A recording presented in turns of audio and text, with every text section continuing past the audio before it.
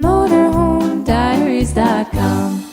I have the privilege of being joined with Darian Worden. Darian, what's going on? Jason, nice to see you again. So we're at PorcFest, and we met on our first, our maiden meetup when Marv was heading north. But one of the most exciting things that I was looking forward to at PorcFest was your panel discussion on agorism.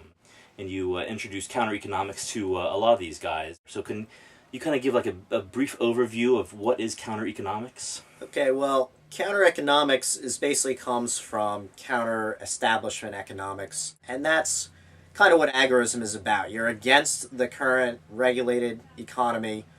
Remember, economy is just any kind of exchange, and you oppose it by building a new economy, the counter-economy. You call it the underground economy, the black market, sometimes gray market.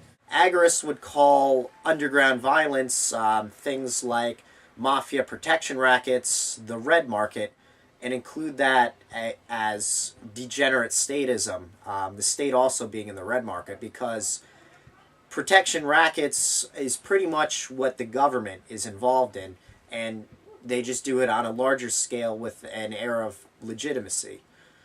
So black market can be people getting things they're not going to be able to get anywhere else, drugs, blue jeans if you were in the Soviet Empire. There are people in New Hampshire who are building a lot of underground things, and there are people elsewhere who are building not necessarily like, you know, what you think of as black market, you know, smuggling rings, things like that, but they're doing things like community solidarity, which is, you know, it's building up a counter economy. It's just not always illegal.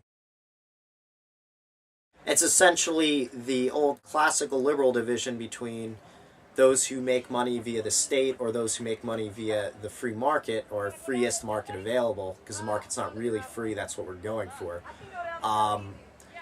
And agorism takes that and it talks about, you know, counter economics, people who contribute nothing to the state because they do everything off the books are the vanguard of the productive class, whereas, you know, people who just have regular, you know, jobs that aren't really involved in the government except for the taxes they pay and the regulations they follow, they're, you know, they're in the productive class, but they're not the vanguard. And then, you know, people whose lives revolve around stealing through force, whether it's the government or the mafia, or just, you know, them hitting people on the head and taking their stuff, you know, they're the political class or the degenerate political class. They're street thugs. It seems like now is a good time to start educating people on this, because as the economy gets bad and, you know, more government regulation, people do turn to black markets. I mean, there's plenty of historical examples. Yeah, anytime the economy is more regulated or people can't get things on the regular economy, they're going to need to use the black market, the underground market.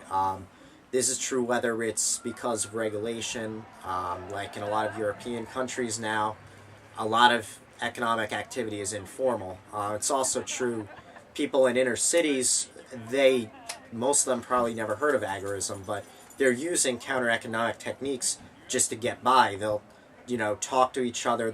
They know a guy who can fix your brakes. They know a guy who can get you something. You know, it's things like that. This is actually consistency. You're using free market means to get free market ends.